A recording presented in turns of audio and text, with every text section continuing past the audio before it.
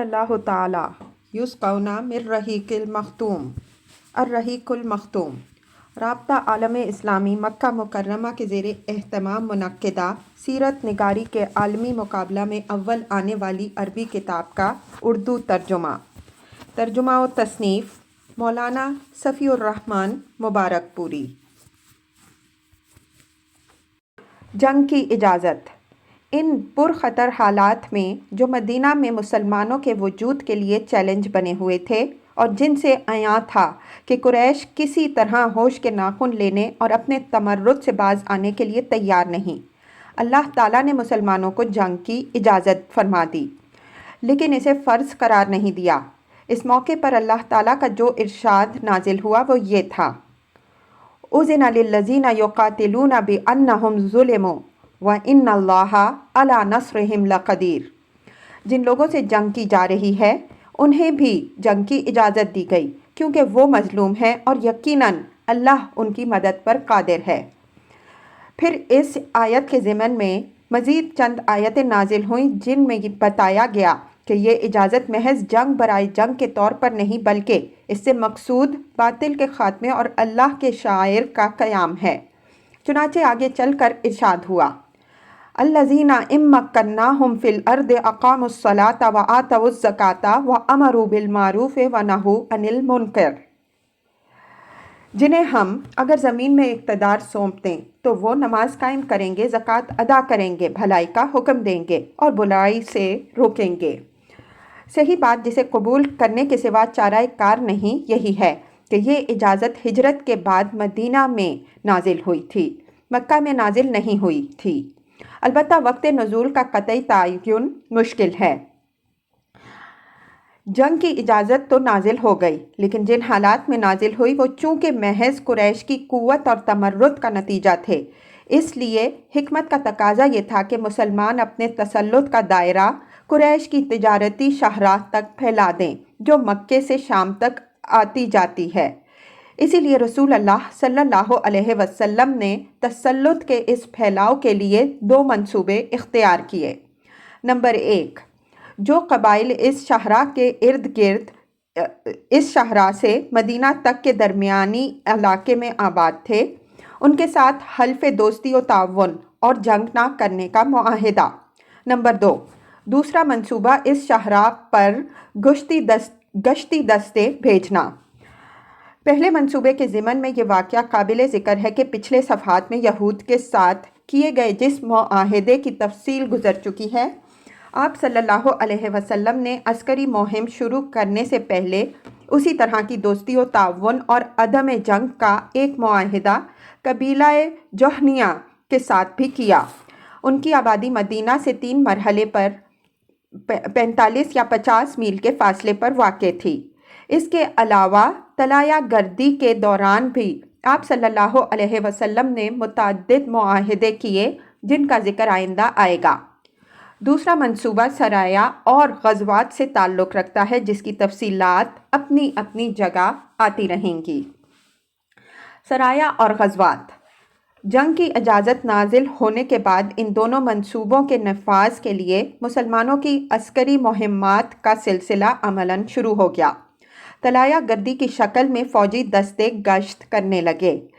ان کا مقصود وہی تھا جس کی طرف اشارہ کیا جا چکا ہے کہ مدینہ کے گرد و پیش کے راستوں پر عموماً اور مکے کے راستے پر خصوصاً نظر رکھی جائے اور اس کے احوال کا پتہ لگایا جاتا رہے، اور ساتھ ہی ان راستوں پر واقع قبائل سے معاہدے کیے جائیں اور یثرب کے مشرکین اور یہود اور آس پاس کے بدوؤں کو یہ احساس دلایا جائے کہ مسلمان طاقتور ہیں اور اب انہیں اپنی پرانی کمزوری سے نجات مل چکی ہے، نیز قریش کو ان کے بے جا طیش اور تہور کے خطرناک نتیجے سے ڈرایا جائے تاکہ جس حماقت کے دلدل میں وہ اب تک دھنستے چلے جا رہے ہیں اس سے نکل کر ہوش کے ناخن لیں اور اپنے اقتصاد اور اسباب معیشت کو خطرے میں دیکھ کر صلح کی طرف مائل ہو جائیں اور مسلمانوں کے گھروں میں گھس کر ان کے خاتمے کے جو عزائم رکھتے ہیں اور اللہ کی راہ میں جو رکاوٹیں کھڑی کر رہے ہیں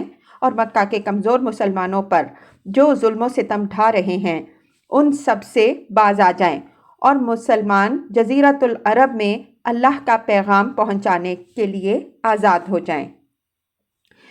ان سرایا اور غزوات کے مختصر احوال ذیل میں درج ہیں۔ نمبر 1، سرایہ سیف البحر، رمضان 1 ہجری مطابق مارچ 623 عیسوی۔ رسول اللہ صلی اللہ علیہ وسلم نے حضرت حمزہ بن عبد المطلب رضی اللہ عنہ کو اس سرایہ کا امیر بنایا اور 30 مہاجرین کو ان کے زیر کمان شام سے آنے والے ایک قریشی قافلے کا پتہ لگانے کے لیے روانہ فرمایا۔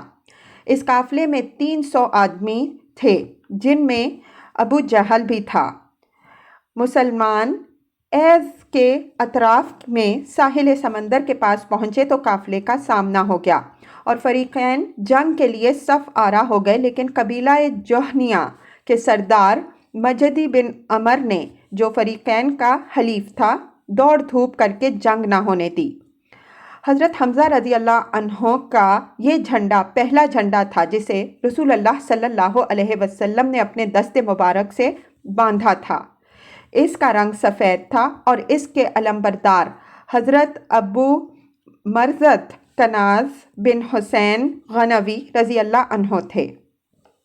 نمبر 2، سرایہ رابغ، شوال 1 ہجری، اپریل 623 عیسوی۔ رسول اللہ صلی اللہ علیہ وسلم نے حضرت عبیدہ بن حارث بن مطلب رضی اللہ عنہ کو مہاجرین کے 60 سواروں کا رسالہ دے کر روانہ فرمایا۔ رابغ کی وادی میں ابو سفیان سے سامنا ہوا، اس کے ساتھ 200 آدمی تھے۔ فریقین نے ایک دوسرے پر تیر چلائے، لیکن اس سے آگے کوئی جنگ نہ ہوئی۔ اس سریے میں مکی لشکر کے 2 آدمی مسلمانوں سے آ ملے، ایک حضرت مقداد بن عمر البحرانی اور دوسرے عتبہ بن غزوان المازنی رضی اللہ عنہما۔ یہ دونوں مسلمان تھے اور کفار کے ساتھ نکلے ہی اس مقصد کے لیے تھے کہ اس طرح مسلمانوں سے جا ملیں۔ حضرت ابو عبیدہ رضی اللہ عنہ کا علم سفید تھا اور علم بردار حضرت مصطح بن اساسہ بن مطلب بن عبد مناف رضی اللہ عنہ تھے۔ نمبر 3، سرایہ خرار، ذی-قعدہ 1 ہجری، مئی 623 عیسوی۔ رسول اللہ صلی اللہ علیہ وسلم نے اس سریہ کا امیر حضرت سعد بن ابی وقاص رضی اللہ عنہ کو مقرر فرمایا اور انہیں 20 آدمیوں کی کمان دے کر قریش کے ایک قافلے کا پتہ لگانے کے لیے روانہ فرمایا، اور یہ تاکید بھی فرما دی کہ خرار سے آگے نہ بڑھیں۔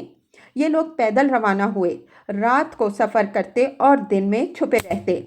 5ویں روز صبح خرار پہنچے تو معلوم ہوا کہ قافلہ ایک دن پہلے جا چکا ہے۔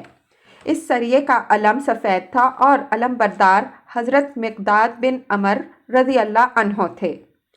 نمبر 4، غزوہ ابوان یا ودان، صفر 2 ہجری، اگست 623 عیسوی۔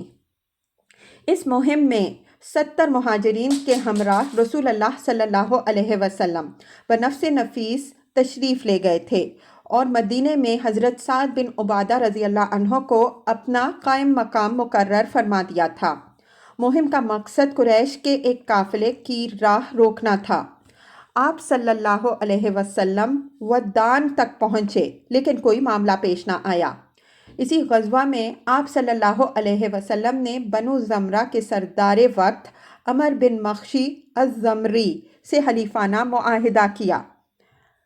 اس معاہدے کی عبارت یہ تھی: یہ بنو زمرہ کے لیے محمد رسول اللہ صلی اللہ علیہ وسلم کی تحریر ہے۔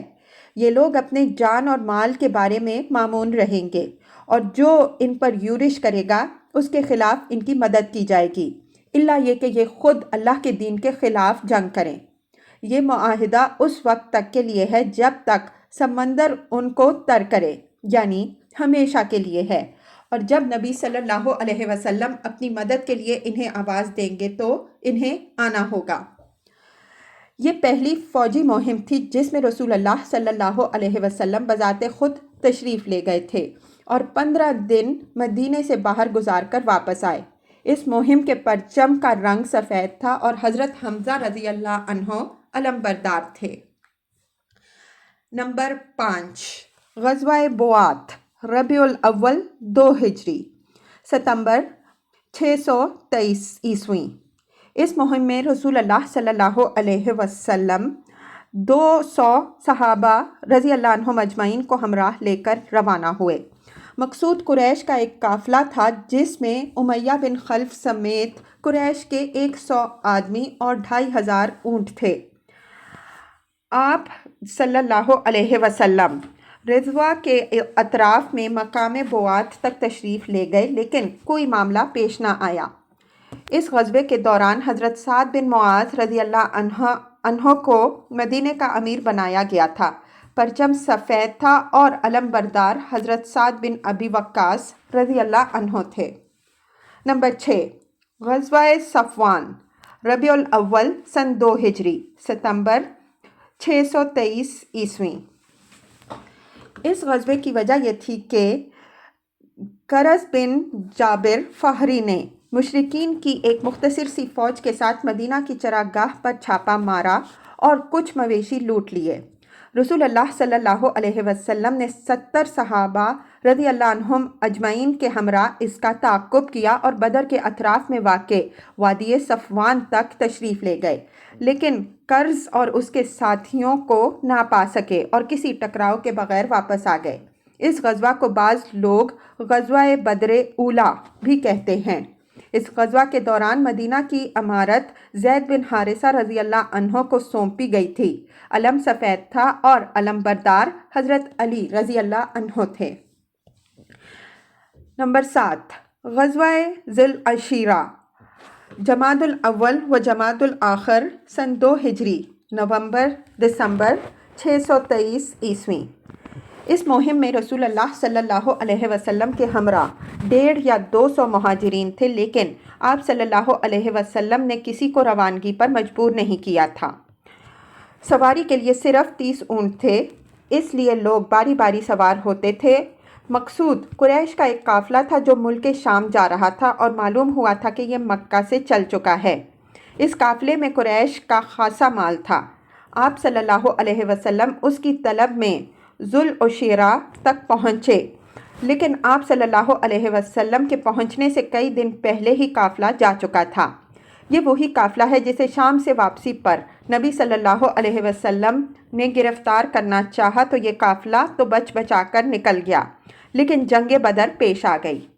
اس مہم پر ابن اسحاق کے بقول رسول اللہ صلی اللہ علیہ وسلم جمادی الاول کے اواخر میں روانہ ہوئے اور جمادی الآخر میں واپس آئے۔ غالباً یہی وجہ ہے کہ اس غزوے کے مہینے کی تعین میں اہل سیر کا اختلاف ہے۔ اس غزوے میں رسول اللہ صلی اللہ علیہ وسلم نے بنو مدلج اور ان کے حلیف بنو زمرہ سے عدم جنگ کا معاہدہ کیا۔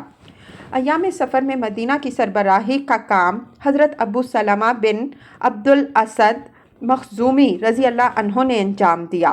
اس وقت بھی پرچم سفید تھا اور علم برداری حضرت حمزہ رضی اللہ عنہ فرما رہے تھے۔ نمبر 8 سریہ نخلہ رجب 2 ہجری جنوری 624 عیسوی۔ اس مہم پر رسول اللہ صلی اللہ علیہ وسلم نے حضرت عبداللہ بن جہش رضی اللہ عنہ کی سرکردگی میں 12 مہاجرین کا ایک دستہ روانہ فرمایا۔ ہر 2 آدمیوں کے لیے ایک اونٹ تھا جس پر باری باری دونوں سوار ہوتے تھے۔ دستے کے امیر کو رسول اللہ صلی اللہ علیہ وسلم نے ایک تحریر لکھ کر دی اور ہدایت فرمائی کہ 2 دن سفر کر لینے کے بعد ہی اسے دیکھیں۔ چنانچہ 2 دن کے بعد حضرت عبداللہ نے تحریر دیکھی تو اس میں درج تھا: جب تم میری یہ تحریر دیکھو تو آگے بڑھتے جاؤ یہاں تک کہ مکہ اور طائف کے درمیان نخلا میں اترو اور وہاں کے قریش کے ایک قافلے کی گھات میں لگ جاؤ اور ہمارے لیے اس کی خبروں کا پتہ لگاؤ۔ انہوں نے سماع و طاعت کہا اور اپنے رفقا کو اس کی اطلاع دیتے ہوئے فرمایا کہ میں کسی پر جبر نہیں کرتا، جسے شہادت محبوب ہو وہ اٹھ کھڑا ہو اور جسے موت ناگوار ہو وہ واپس چلا جائے۔ باقی رہا میں بہرحال آگے جاؤں گا۔ اس پر سارے ہی رفقا اٹھ کھڑے ہوئے اور منزل مقصود کے لیے چل پڑے۔ البتہ راستے میں سعد بن ابی وقاص اور عتبہ بن غزوان رضی اللہ عنہما کا اونٹ غائب ہو گیا جس پر یہ دونوں بزرگ باری باری سفر کر رہے تھے، اس لیے یہ دونوں پیچھے رہ گئے۔ حضرت عبداللہ بن جہش رضی اللہ عنہ نے طویل مسافت طے کر کے نخلا میں نزول فرمایا۔ وہاں سے قریش کا ایک قافلہ گزرا جو کشمش، چمڑے اور سامان تجارت لیے ہوئے تھا۔ قافلے میں عبداللہ بن مغیرہ کے دو بیٹے عثمان اور نوفل اور عمر بن حضرمی اور حکیم بن کسان مولا مغیرہ تھے۔ مسلمانوں نے باہم مشورہ کیا کہ آخر کیا کریں۔ آج حرام مہینے رجب کا آخری دن ہے، اگر ہم لڑائی کرتے ہیں تو اس حرام مہینے کی بے حرمتی ہوتی ہے، اور رات بھر رک جاتے ہیں تو یہ لوگ حدود حرم میں داخل ہو جائیں گے۔ اس کے بعد سب کی یہی رائے ہوئی کہ حملہ کر دینا چاہیے، چنانچہ ایک شخص نے عمر بن حضرمی کو تیر مارا اور اس کا کام تمام کر دیا۔ باقی لوگوں نے عثمان اور حکیم کو گرفتار کر لیا، البتہ نوفل بھاگ نکلا۔ اس کے بعد یہ لوگ دونوں قیدیوں اور سامان قافلہ کو لیے ہوئے مدینہ پہنچے۔ انہوں نے مال غنیمت سے خمس بھی نکال لیا تھا، اور یہ اسلامی تاریخ کا پہلا خمس، پہلا مقتول اور پہلے قیدی تھے۔ رسول اللہ صلی اللہ علیہ وسلم نے ان کی اس حرکت پر باز پرس کی اور فرمایا کہ میں نے تمہیں حرام مہینے میں جنگ کرنے کا حکم نہیں دیا تھا، اور سامان قافلہ اور قیدیوں کے سلسلے میں کسی طرح کے تصرف سے ہاتھ روک لیا تھا۔ ادھر اس حادثے سے مشرکین کو اس پر پروپیگنڈا کرنے کا موقع مل گیا کہ مسلمانوں نے اللہ کے حرام کیے ہوئے مہینے کو حلال کر لیا۔ چنانچہ بڑی چمک گوئیاں ہوئیں، یہاں تک کہ اللہ تعالیٰ نے وحی کے ذریعے اس پروپیگنڈے کی کلی کھولی اور بتلایا کہ مشرکین جو کچھ کر رہے ہیں وہ مسلمانوں کی حرکت سے بدرجہ زیادہ بڑا جرم ہے۔ ارشاد ہوا، یسألونک عن الشہر الحرام قتال فیہ قل قتال فیہ کبیر وصد عن سبیل اللہ وکفر بہ والمسجد الحرام واخراج اہلہ منہ اکبر عند اللہ والفتنۃ اکبر من القتل۔ لوگ تم سے حرام مہینے میں قتال کے متعلق دریافت کرتے ہیں، کہہ دو اس میں جنگ کرنا بڑا گناہ ہے، اور اللہ کی راہ سے روکنا اور اللہ کے ساتھ کفر کرنا، مسجد حرام سے روکنا اور اس کے باشندوں کو وہاں سے نکالنا، یہ سب اللہ کے نزدیک اور زیادہ بڑا جرم ہے، اور فتنہ قتل سے بڑھ کر ہے۔ اس وحی نے صراحت کر دی کہ لڑنے والے مسلمانوں کی سیرت کے بارے میں مشرکین نے جو شور برپا کر رکھا ہے اس کی گنجائش نہیں، کیونکہ قریش اسلام کے خلاف لڑائی میں اور مسلمانوں پر ظلم اور ستم رانی میں ساری ہی حرمتیں پامال کر چکے ہیں۔ کیا جب ہجرت کرنے والے مسلمانوں کا مال چھینا گیا اور پیغمبر صلی اللہ علیہ وسلم کو قتل کرنے کا فیصلہ کیا گیا تو یہ واقعہ شہر حرام مکہ سے باہر کہیں اور کا تھا؟ اور کیا وجہ ہے کہ اب ان حرمات کا تقدس اچانک پلٹ آیا اور ان کا چاک کرنا باعث ننگ و عار ہو گیا؟ یقیناً مشرکین نے پروپیگنڈے کا جو طوفان برپا کر رکھا تھا وہ کھلی ہوئی بے حیائی اور صریح بے شرمی پر مبنی تھا۔ اس کے بعد رسول اللہ صلی اللہ علیہ وسلم نے دونوں قیدیوں کو آزاد کر دیا اور مقتول کے اولیاء کو اس کا خون بہا دیا۔ یہ ہیں جنگ بدر سے پہلے کے سریے اور غزوے۔ ان میں سے کسی میں بھی لوٹ مار اور قتل و غارت گری کی نوبت نہیں آئی جب تک کہ مشرکین نے کرز بن جابر فہری کی قیادت میں ایسا نہیں کیا۔ اس لیے اس کی ابتدا ہی مشرکین ہی کی جانب سے ہوئی، جبکہ اس سے پہلے بھی وہ طرح طرح کی ستم رانیوں کا ارتکاب کر چکے تھے۔ ادھر سریہ عبداللہ بن جہش رضی اللہ عنہ کے واقعات کے بعد مشرکین کا خوف حقیقت بن گیا اور ان کے سامنے ایک واقعی خطرہ مجسم ہو کر آ گیا۔ انہیں جس پھندے میں پھنسنے کا اندیشہ تھا اس میں وہ واقعی پھنس چکے تھے۔ انہیں معلوم ہو گیا کہ مدینہ کی قیادت انتہائی بیدار مغز ہے اور ان کی ایک ایک تجارتی نقل و حرکت پر نظر رکھتی ہے۔ مسلمان چاہیں تو 300 میل کا راستہ طے کر کے ان کے علاقے کے اندر انہیں مار کاٹ سکتے ہیں، قید کر سکتے ہیں، مال لوٹ سکتے ہیں اور ان سب کے بعد صحیح سالم واپس بھی جا سکتے ہیں۔ مشرکین کی سمجھ میں آ گیا کہ ان کی شامی تجارت اب مستقل خطرے کی زد میں ہے۔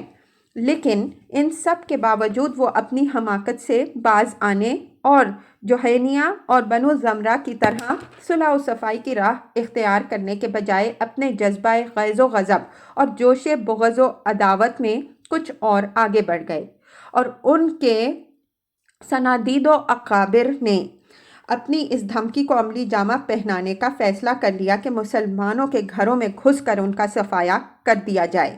چنانچہ یہی طیش تھا جو انہیں میدان بدر تک لے آیا۔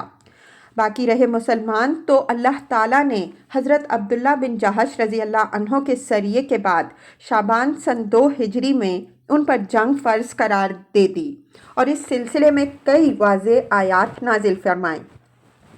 ارشاد ہوا، وَقَاتِلُوا فِي سَبِيلِ اللَّهِ الَّذِينَ يُقَاتِلُونَكُمْ وَلَا تَعْتَدُوا إِنَّ اللَّهَ لَا يُحِبُّ الْمُعْتَدِينَ وَاقْتُلُوهُمْ حَيْثُ ثَقِفْتُمُوهُمْ وَأَخْرِجُوهُمْ مِنْ حَيْثُ أَخْرَجُوكُمْ وَالْفِتْنَةُ أَشَدُّ مِنَ الْقَتْلِ وَلَا تُقَاتِلُوهُمْ عِنْدَ الْمَسْجِدِ الْحَرَامِ حَتَّى يُقَاتِلُوكُمْ فِيهِ فَإِنْ قَاتَلُوكُمْ فَاقْتُلُوهُمْ كَذَلِكَ جَزَاءُ الْكَافِرِينَ فَإِنِ انْتَهَوْا فَإِنَّ اللَّهَ غَفُورٌ رَحِيمٌ وَقَاتِلُوهُمْ حَتَّى لَا تَكُونَ فِتْنَةٌ وَيَكُونَ الدِّينُ لِلَّهِ فَإِنِ انْتَهَوْا فَلَا عُدْوَانَ إِلَّا عَلَى الظَّالِمِينَ۔ اللہ کی راہ میں ان سے جنگ کرو جو تم سے جنگ کرتے ہیں اور حد سے نہ بڑھو، یقیناً اللہ حد سے آگے بڑھنے والوں کو پسند نہیں کرتا، اور انہیں جہاں پاؤ قتل کرو اور جہاں سے انہوں نے تمہیں نکالا ہے وہاں سے تم بھی انہیں نکال دو، اور فتنہ قتل سے زیادہ سخت ہے، اور ان سے مسجد حرام کے پاس قتال نہ کرو یہاں تک کہ وہ تم سے مسجد حرام میں قتال کریں، پس اگر وہ وہاں قتال کریں تو تم وہاں انہیں قتل کرو، کافروں کی جزا ایسی ہی ہے۔ پس اگر وہ باز آ جائیں تو بے شک اللہ غفور و رحیم ہے، اور ان سے لڑائی کرو یہاں تک کہ فتنہ نہ رہے اور دین اللہ ہی کے لیے ہو جائے، پس اگر وہ باز آ جائیں تو کوئی تعدی نہیں ہے مگر ظالموں ہی پر۔ اسی کے جلد ہی بعد دوسری نوع کی آیات نازل ہوئیں جن میں جنگ کا طریقہ بتایا گیا ہے اور اس کی ترغیب دی گئی ہے اور بعض احکامات بھی بیان کیے گئے ہیں۔ چنانچہ ارشاد ہے، فَإِذَا لَقِيتُمُ الَّذِينَ كَفَرُوا فَضَرْبَ الرِّقَابِ حَتَّى إِذَا أَثْخَنْتُمُوهُمْ فَشَدُّوا الْوَثَاقَ فَإِمَّا مِنَّا بَعْدُ وَإِمَّا فِدَاءً حَتَّى تَضَعَ الْحَرْبُ أَوْزَارَهَا ذَلِكَ وَلَوْ يَشَاءُ اللَّهُ لَانتَصَرَ مِنْهُمْ وَلَكِنْ لِيَبْلُوَ بَعْضَكُمْ بِبَعْضٍ وَالَّذِينَ قُتِلُوا فِي سَبِيلِ اللَّهِ فَلَنْ يُضِلَّ أَعْمَالَهُمْ سَيَهْدِيهِمْ وَيُصْلِحُ بَالَهُمْ وَيُدْخِلُهُمُ الْجَنَّةَ عَرَّفَهَا لَهُمْ يَا أَيُّهَا الَّذِينَ آمَنُوا إِن تَنْصُرُوا اللَّهَ يَنْصُرْكُمْ وَيُثَبِّتْ أَقْدَامَكُمْ۔ بس جب تم لوگ کفر کرنے والوں سے ٹکراؤ تو گردنیں مارو یہاں تک کہ جب انہیں اچھی طرح کچل لو تو جکڑ کر باندھو، اس کے بعد یا تو احسان کرو یا فدیہ لو یہاں تک کہ لڑائی اپنے ہتھیار رکھ دے۔ یہ ہے تمہارا کام، اور اگر اللہ چاہتا تو خود ہی ان سے انتقام لے لیتا، لیکن وہ چاہتا ہے کہ تم میں سے بعض کو بعض کے ذریعے سے آزمائے، اور جو لوگ اللہ کی راہ میں قتل کیے جائیں اللہ ان کے اعمال کو ہرگز رائیگاں نہ کرے گا، اللہ ان کی رہنمائی کرے گا اور ان کا حال درست کرے گا، اور ان کو اس جنت میں داخل کرے گا جس سے ان کو واقف کرا چکا ہے۔ اے اہل ایمان، اگر تم نے اللہ کی مدد کی تو اللہ تمہاری مدد کرے گا اور تمہارے قدم ثابت رکھے گا۔ اس کے بعد اللہ تعالیٰ نے ان لوگوں کی مذمت فرمائی جن کے دل جنگ کا حکم سن کر کانپنے اور دھڑکنے لگتے تھے۔ فرمایا، فَإِذَا أُنزِلَتْ سُورَةٌ مُحْكَمَةٌ وَذُكِرَ فِيهِ الْقِتَالُ رَأَيْتَ الَّذِينَ فِي قُلُوبِهِم مَّرَضٌ يَنظُرُونَ إِلَيْكَ نَظَرَ الْمَغْشِيِّ عَلَيْهِ مِنَ الْمَوْتِ۔ تو جب کوئی محکم صورت نازل کی جاتی ہے اور اس میں قتال کا ذکر ہوتا ہے تو تم دیکھتے ہو کہ جن لوگوں کے دلوں میں بیماری ہے وہ تمہاری طرف اس طرح دیکھتے ہیں جیسے وہ شخص دیکھتا ہے جس پر موت کی غشی طاری ہو۔ حقیقت یہ ہے کہ جنگ کی فرضیت و ترغیب اور اس کی تیاری کا حکم حالات کے تقاضے کے عین مطابق تھا، حتیٰ کہ اگر حالات پر گہری نظر رکھنے والا کوئی کمانڈر ہوتا تو وہ بھی اپنی فوج کو ہر طرح کے ہنگامی حالات کا فوری مقابلہ کرنے کے لیے تیار رہنے کا حکم دیتا۔ لہٰذا وہ پروردگار برتر کیوں نہ ایسا حکم دے جو ہر کھلی اور ڈھکی بات سے واقف ہے۔ حقیقت یہ ہے کہ حالات حق و باطل کے درمیان ایک خونریز اور فیصلہ کن معرکے کا تقاضا کر رہے تھے، خصوصاً سریہ عبداللہ بن جہش رضی اللہ عنہ کے بعد، جو کہ مشرکین کی غیرت و حمیت پر ایک سنگین ضرب تھی اور جس نے انہیں کباب سیخ بنا رکھا تھا۔ احکام جنگ کی آیات کے سیاق و سباق سے اندازہ ہوتا ہے کہ خونریز معرکے کا وقت قریب ہی ہے اور اس میں آخری فتح و نصرت مسلمانوں ہی کو نصیب ہوگی۔ آپ اس بات پر نظر ڈالیے کہ اللہ تعالیٰ نے کس طرح مسلمانوں کو حکم دیا ہے کہ جہاں سے مشرکین نے تمہیں نکالا اب تم بھی وہاں سے انہیں نکال دو۔ پھر کس طرح اس نے قیدیوں کے باندھنے اور مخالفین کو کچل کر سلسلہ جنگ کو خاتمے تک پہنچانے کی ہدایت دی ہے، جو ایک غالب اور فاتح فوج سے تعلق رکھتی ہے۔ یہ اشارہ تھا کہ آخری غلبہ مسلمانوں ہی کو نصیب ہوگا، لیکن یہ بات پردوں اور اشاروں میں بتائی گئی تاکہ جو شخص جہاد فی سبیل اللہ کے لیے جتنی گرم جوشی رکھتا ہے اس کا عملی مظاہرہ بھی کر سکے۔ پھر ان ہی دنوں شعبان سن 2 ہجری فروری 624 عیسوی میں اللہ تعالیٰ نے حکم دیا کہ قبلہ بیت المقدس کے بجائے خانہ کعبہ کو بنایا جائے اور نماز میں اسی کی طرف رخ پھیرا جائے۔ اس کا فائدہ یہ ہوا کہ کمزور اور منافق یہود جو مسلمانوں کی صف میں محض اضطراب و انتشار پھیلانے کے لیے داخل ہو گئے تھے، کھل کے سامنے آ گئے اور مسلمانوں سے علیحدہ ہو کر اپنی اصل حالت پر واپس چلے گئے، اور اس طرح مسلمانوں کی صفیں بہت سے غداروں اور خیانت کوشوں سے پاک ہو گئیں۔ تحویل قبلہ میں اس طرف بھی ایک لطیف اشارہ تھا کہ اب ایک نیا دور شروع ہو رہا ہے جو اس قبلے پر مسلمانوں کے قبضے سے پہلے ختم نہ ہوگا، کیونکہ یہ بڑی عجیب بات ہوگی کہ کسی قوم کا قبلہ اس کے دشمنوں کے قبضے میں ہو، اور اگر ہے تو پھر ضروری ہے کہ کسی نہ کسی دن اسے آزاد کرایا جائے۔ ان احکام اور اشاروں کے بعد مسلمانوں کی نشاط میں مزید اضافہ ہو گیا اور ان کے جہاد فی سبیل اللہ کے جذبات اور دشمن سے فیصلہ کن ٹکر لینے کی آرزو کچھ اور بڑھ گئی۔ غزوہ بدر کبریٰ، اسلام کا پہلا فیصلہ کن معرکہ۔ غزوے کے سبب۔ غزوہ عشیرہ کے ذکر میں ہم بتا چکے ہیں کہ قریش کا ایک قافلہ مکے سے شام جاتے ہوئے نبی صلی اللہ علیہ وسلم کی گرفت سے بچ کر نکل چلا تھا۔ یہی قافلہ جب شام سے پلٹ کر مکہ واپس آنے والا تھا تو نبی صلی اللہ علیہ وسلم نے طلحہ بن عبید اللہ رضی اللہ عنہ اور سعید بن زید رضی اللہ عنہ کو اس کے حالات کا پتہ لگانے کے لیے شمال کی جانب روانہ فرمایا۔ یہ دونوں صحابی مقام حراء تک تشریف لے گئے اور وہیں ٹھہرے رہے۔ جب ابو سفیان قافلہ لے کر واپس وہاں سے گزرا تو یہ نہایت تیز رفتاری سے مدینہ پلٹے اور رسول اللہ صلی اللہ علیہ وسلم کو اس کی اطلاع دی۔ اس قافلے میں اہل مکہ کی بڑی دولت تھی، یعنی 1000 اونٹ تھے جن پر کم از کم 50,000 دینار 262 کلو سونے کی مالیت کا ساز و سامان بار کیا ہوا تھا، حالانکہ اس کی حفاظت کے لیے صرف 40 آدمی تھے۔ اہل مدینہ کے لیے یہ بڑا زرعی موقع تھا، جبکہ اہل مکہ کے لیے اس مال فراواں سے محرومی بڑی زبردست فوجی، سیاسی اور اقتصادی مار کی حیثیت رکھتی تھی۔ اس لیے رسول اللہ صلی اللہ علیہ وسلم نے مسلمانوں کے اندر اعلان فرمایا کہ یہ قریش کا قافلہ مال و دولت لیے چلا آ رہا ہے، اس کے لیے نکل پڑو، ہو سکتا ہے اللہ تعالیٰ اسے بطور غنیمت تمہارے حوالے کر دے۔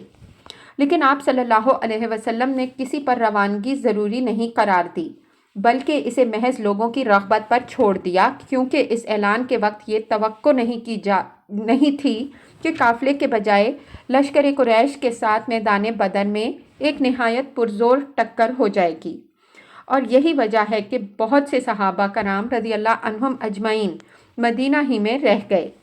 ان کا خیال تھا کہ رسول اللہ صلی اللہ علیہ وسلم کا یہ سفر آپ صلی اللہ علیہ وسلم کی گزشتہ عام فوجی مہمات سے مختلف نہ ہوگا، اور اسی لیے اس غزوے میں شریک نہ ہونے والوں سے کوئی باز پرس نہیں کی گئی۔ اسلامی لشکر کی تعداد اور کمان کی تقسیم۔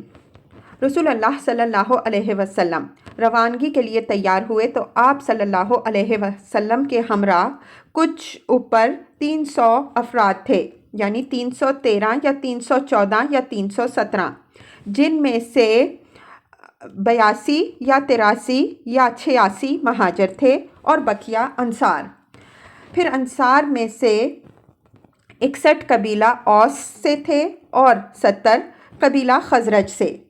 اس لشکر نے غزوے کا نہ کوئی خاص اہتمام کیا تھا، نہ مکمل تیاری، چنانچہ پورے لشکر میں صرف 2 گھوڑے تھے، ایک حضرت زبیر بن عوام رضی اللہ عنہ کا اور دوسرا حضرت مقداد بن اسود کندی رضی اللہ عنہ کا، اور 70 اونٹ، جن میں سے ہر اونٹ پر 2 یا 3 آدمی باری باری سوار ہوتے تھے۔ ایک اونٹ رسول اللہ صلی اللہ علیہ وسلم، حضرت علی رضی اللہ عنہ اور حضرت مرثد بن ابی مرثد غنوی رضی اللہ عنہ کے حصے میں آیا تھا، جن پر تینوں حضرات باری باری سوار ہوتے تھے۔ مدینہ کا انتظام اور نماز کی امامت پہلے پہل حضرت ابن ام مکتوم رضی اللہ عنہ کو سونپی گئی، لیکن جب نبی صلی اللہ علیہ وسلم مقام روحا تک پہنچے تو آپ صلی اللہ علیہ وسلم نے حضرت ابو لبابہ بن عبد المنذر رضی اللہ عنہ کو مدینے کا منتظم بنا کر واپس بھیج دیا۔ لشکر کی تنظیم اس طرح کی گئی کہ ایک جیش مہاجرین کا بنایا گیا اور ایک انصار کا۔ مہاجرین کا علم حضرت علی بن ابی طالب رضی اللہ عنہ کو دیا گیا اور انصار کا علم حضرت سعد بن معاذ رضی اللہ عنہ کو، اور جنرل کمان کا پرچم جس کا رنگ سفید تھا حضرت مصعب بن عمیر رضی اللہ عنہ کو دیا گیا۔ میمنہ کے افسر حضرت زبیر بن عوام رضی اللہ عنہ مقرر کیے گئے اور میسرہ کے افسر حضرت مقداد بن اسود رضی اللہ عنہ، اور جیسا کہ ہم بتا چکے ہیں پورے لشکر میں صرف یہی دونوں بزرگ شہسوار تھے۔ ساقہ کی کمان حضرت قیس بن ابی صعصع کے حوالے کی گئی رضی اللہ عنہ، اور سپہ سالار اعلیٰ کی حیثیت سے جنرل کمان رسول اللہ صلی اللہ علیہ وسلم نے خود سنبھالی۔ بدر کی جانب اسلامی لشکر کی روانگی۔ رسول اللہ صلی اللہ علیہ وسلم اس نامکمل لشکر کو لے کر روانہ ہوئے تو مدینہ کے دہانے سے نکل کر مکہ کی طرف جانے والی شاہراہ عام پر چلتے ہوئے روحا تک تشریف لے گئے۔ پھر وہاں سے آگے بڑھے تو مکے کا راستہ بائیں جانب چھوڑ کر اور دائیں جانب کترا کر چلتے ہوئے نازیہ پہنچے۔ منزل مقصود بدر تھی۔ پھر نازیہ کے ایک گوشے سے گزر کر وادی رحقان پار کی۔ یہ نازیہ اور درہ صفرا کے درمیان ایک وادی ہے۔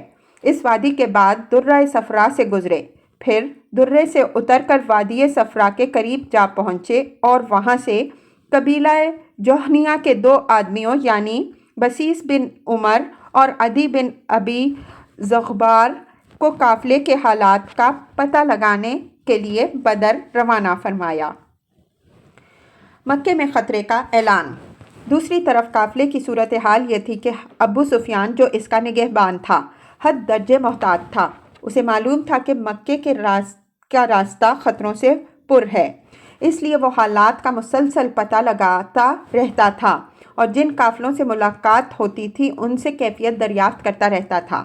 چنانچہ اسے جلد ہی معلوم ہو گیا کہ محمد صلی اللہ علیہ وسلم نے صحابہ کرام رضی اللہ عنہم اجمعین کو قافلے پر حملے کی دعوت دے دی ہے، لہٰذا اس نے فوراً زمزم بن عمر غفاری کو اجرت دے کر مکے کی طرف بھیجا کہ وہاں جا کر قافلے کی حفاظت کے لیے قریش میں نفیر عام کی صدا لگائے۔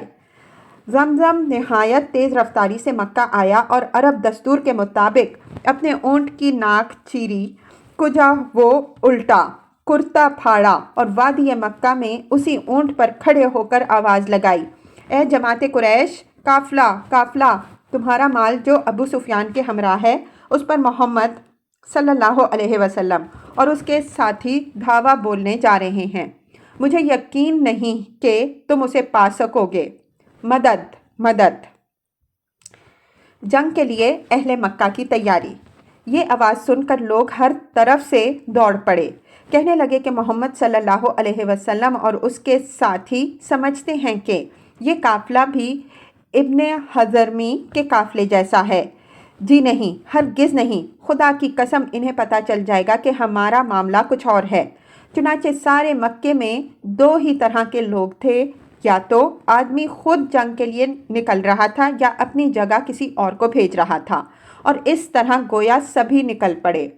खुसूसन मुअज़्ज़िज़ीन मक्का में से कोई भी पीछे ना रहा। सिर्फ अबू लहब ने अपनी जगह अपने एक कर्जदार को भेजा। गिरदोपेश के कबाइल अरब को भी कुरैश ने भर्ती किया और ख़ुद कुरैशी कबाइल में से सिवाय बनु अदी के कोई भी पीछे ना रहा। अलबत्ता बनु अदी के किसी भी आदमी ने इस जंग में शिरकत ना की। मक्की लश्कर की तादाद। इब्तिदा में मक्की लश्कर की तादाद 1300 थी, जिनके पास 100 घोड़े और 600 ज़रहें थीं। ऊँट कसरत से थे, जिनकी ठीक ठीक तादाद मालूम ना हो सकी। लश्कर का सपे सालार अबू जहल बिन हशाम था। कुरैश के 9 मुअज़्ज़ज़ आदमी इसकी रसद के ज़िम्मेदार थे। एक दिन 9 और एक दिन 10 ऊँट ज़िबा किए जाते थे।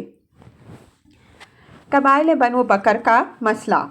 जब मक्की लश्कर रवानगी के लिए तैयार हो गया तो कुरैश को याद आया कि कबाइल बनु बकर से उनकी दुश्मनी और जंग चल रही है। इसलिए इन्हें ख़तरा महसूस हुआ कि कहीं ये कबाइल पीछे से हमला ना कर दें और इस तरह वो दुश्मनों के बीच में ना घिर जाएं। करीब था कि यह ख्याल कुरैश को उनके इरादे जंग से रोक दे, लेकिन ऐन उसी वक्त इब्लीस लईन बनु कनाना के सरदार सराका बिन मालिक बिन जाशम मुदलजी की शक्ल में नमूदार हुआ और बोला, मैं तुम्हारा रफ़ीक कार हूँ और इस बात की ज़मानत देता हूँ कि बनु कनाना तुम्हारे पीछे कोई नागवार काम ना करेंगे। जैसे मक्का की रवानगी।